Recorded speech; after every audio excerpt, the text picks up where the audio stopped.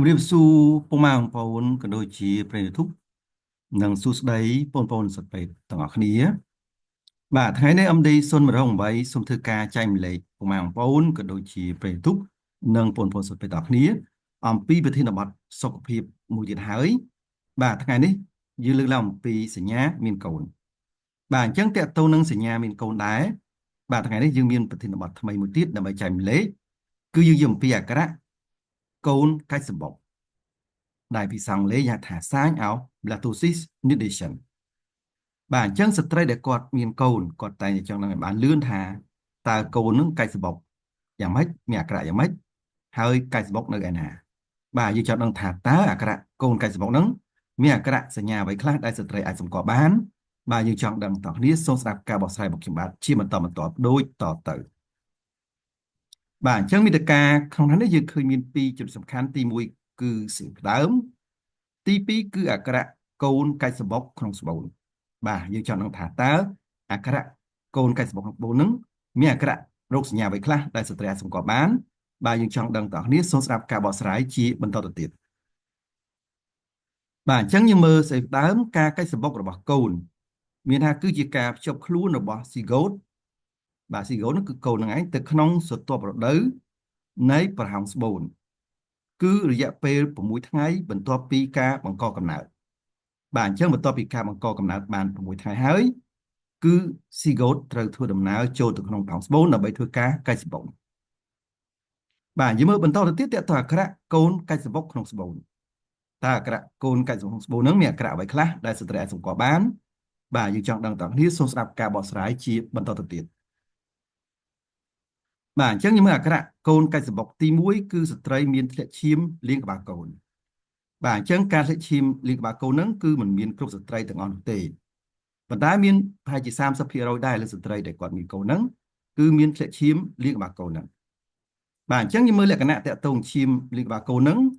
គឺបរិមាណវាតិចតួចបាទតិចតិចទេមួយឬក៏ពីរដំណក់តែប៉ុណ្ណោះហើយវាអាចមានសញ្ញាចុះពោះតិចតិចមកជាមួយអំឡុងពេលដែលគេឃើញមានហ្នឹងគឺ10ទៅ14ថ្ងៃក្រោយការរួមភេទឬក៏ថ្ងៃទី14ទៅថ្ងៃទី28បើយើងគិតពីរដូវចុងក្រោយហើយលក្ខណៈឈាមលាងក្បាលកូនហ្នឹងគឺយើងឃើញភាគច្រើនគឺមានពណ៌ផ្កាឈូកនិងតិចតួចបំផុតវាអាចមានពណ៌ត្នោតចាស់រយៈពេលដែលធ្លាក់ហ្នឹងគឺមានរយៈពេល2ម៉ោងដល់ទៅ1ថ្ងៃទៅ2ថ្ងៃហើយយ៉ាងយូរអាចដល់3ថ្ងៃផងដែរបាទនេះគឺតកតទៅនឹងឈាមលាងក្បាលកូនហ្នឹង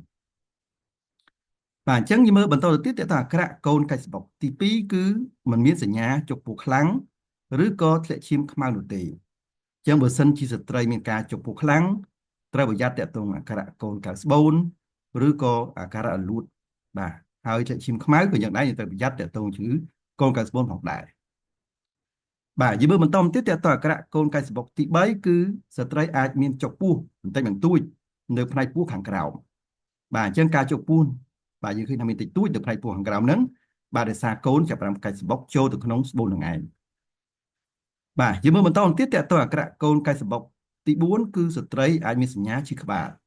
អញ្ចឹងសញ្ញាឈឺក្បាលហ្នឹងគឺជាសញ្ញារួមផ្សំដែលឃើញមកជាមួយ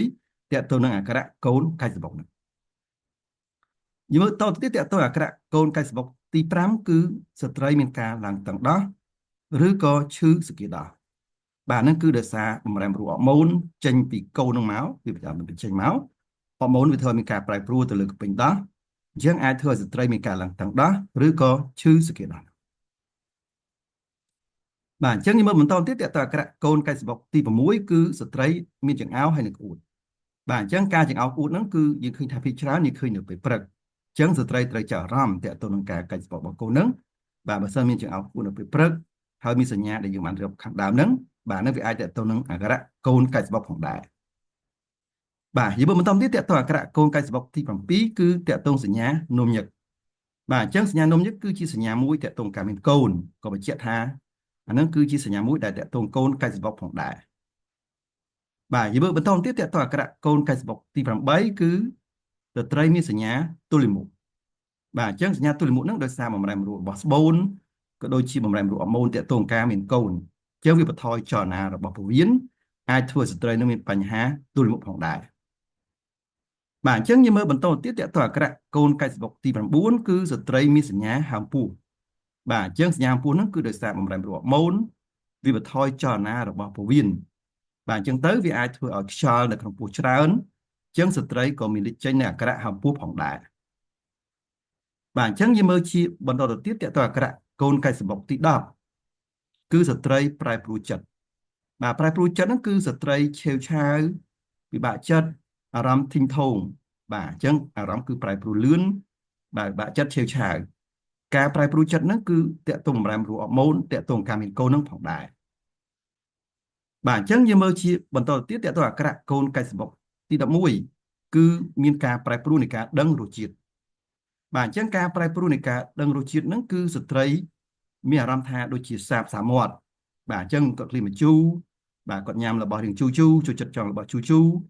បាទអញ្ចឹងអានេះគឺជាអក្សរមួយដែលតកតងការចាប់ផ្ដើមមានការចាញ់តិចតិចផងដែរបាទអញ្ចឹងហ្នឹងអក្សរមួយដែរតកតងនឹងកូនកាច់សបុកហ្នឹងបាទអញ្ចឹងអាហ្នឹងគឺអក្សរសំខាន់ដែលឃើញមានតកតងនឹងកូនកាច់សបុកហ្នឹងអញ្ចឹងបើសិនជាត្រីមិនច្បាស់អំពីការមានកូនឬសង្ស័យអំពីការមានកូនយើងឃើញថាខាងប្រាសាទរាជខ្ញុំផ្ដល់សេវាពិនិត្យនិងតាមដានការមានកូនព្រមទាំងអេកូផ្ទៃពោះកូនដំបងក្នុងតម្លៃសមរម្យផងដែរបាទធ្វើការប្រឹក្សាសុខភាពតាមលេខ Telegram 3ខ្សែគឺ092 59 3350 088 31 32 225ហើយនឹង016 58 57 64ផងដែរបាទហើយបើចង់រកទីតាំងយើងមានមធ្យោបាយពីរគឺអាច scan តាម QR code ឬក៏មើលតាមផែនទីផ្ទាល់បាទអញ្ចឹងបើលោកស្រីក៏មាន iPhone អាចចូលក្នុង App Store ស្វែងរកកម្មវិធី QR Code Reader បាទដំឡើងកម្មវិធីនឹងមកបើកម្មវិធីនឹង scan លើ QR code យើងខ្ញុំគឺ load Google Map ឃើញទីតាំងខ្ញុំហើយឬក៏លោកស្រីមានទូរស័ព្ទផ្សេងក្រៅពី iPhone អាចចូលក្នុង Google Play ឬ Play Store បាទស្វែងរកកម្មវិធី Google Lens ដោយអក្សរស្រាប់ដំឡើងកម្មវិធីនឹងមកបើកម្មវិធីនឹង scan លើ QR code យើងខ្ញុំក៏ load Google Map ឃើញទីតាំងខ្ញុំដែរឬក៏យ៉ាងទៅយើងមើលតាមផែនទីផ្ទាល់បាទយកចុះតាមខ្លងទ្វារវត្តសំសាលបត់តាមវត្តខាងស្ដាំដៃចុះតាមផ្លូវ 16BT ត្រង់ចុងផ្លូវគឺដល់ទីតាំងខ្ញុំហើយឬក៏យ៉ាងទៅអាចចុះតាមផ្លូវតផុនច្រកចូលទៅមុខហាង Pizza Company តែម្ដង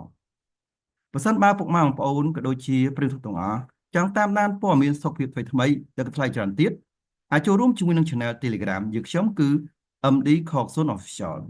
បាទធ្វើការ scan QR code ទៅដើម្បីចូលទៅក្នុង Channel យើងខ្ញុំបាទចុច Subscribe ឬក៏ Join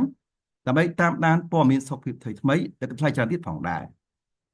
បើសិនបើពុកម៉ែបងប្អូនក៏ដូចជាព្រឹងទាំងអស់បាទចង់ទទួលបាននូវវីដេអូអប់រំសុខភាពថ្មីៗបន្ថែមទៀតទាក់ទងនឹងបញ្ហាទាក់ទងជំងឺរោគស្ត្រីបាទសញ្ញានៃការមានកូនបាទក៏ដូចទាក់ទងនឹងបញ្ហាជំងឺសដន់បាទឬក៏ជំងឺផ្សេងទាក់ទងសដន់ហ្នឹងបាទហើយដូចជាជំងឺមហារីកដោះផងដែរហើយនឹងជំងឺមហារីករោគស្ត្រីក៏ដូចជាការយល់ដឹងអំពីជំងឺរោគស្ត្រីនិងការវេចោះផ្សេង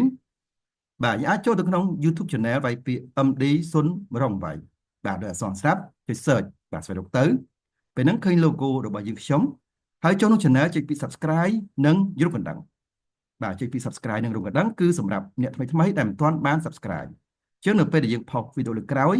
នឹងឃើញក្នុងបណ្ដាញ YouTube ជាបន្តបាទជ្រើស subscribe ម្នាក់មួយដើម្បីលើកទឹកចិត្តក្នុងការធ្វើវីដេអូជាបន្តទៀតបាទសូមអរគុណ